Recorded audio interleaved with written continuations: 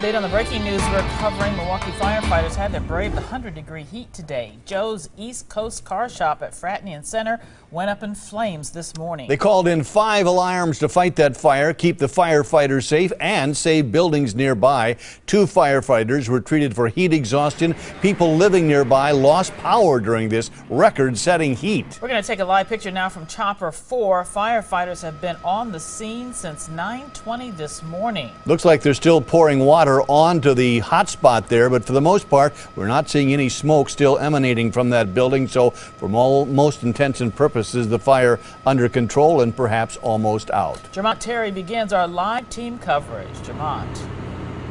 Yeah, Carol and Mike, as you mentioned, the fire is under control, and yes, they are still dealing with a few hot spots. Now, I can tell you, this fire started at 9 o'clock this morning, and here it is at 5 o'clock. Several streets are still roped off, as this has been a difficult day for Milwaukee firefighters.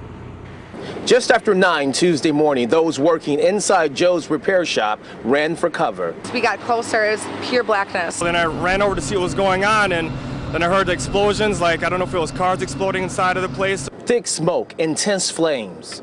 It was ridiculous. We could smell it from inside our house. And the near 100-degree temperatures left a challenge in fighting this fire. When the first fire crew arrived, they tried to go inside, but quickly retreated.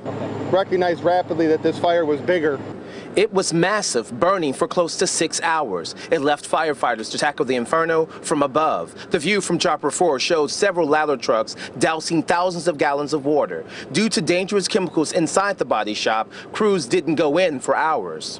Oil change pits, hydraulic pistons, gasoline, you name it at a facility like this.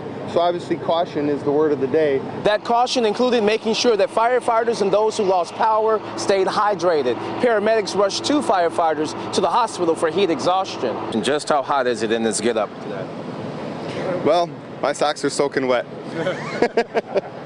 And that's not from water? No, sir. As for the cause of the fire, we're told by those inside the shop that a light fell and sparked with a fuel tank. We have heard the same thing. However, it'd be premature for me to comment on that as it is under investigation by the police. And back live here on the scene, you can see the firefighters are still dealing with a few hot spots.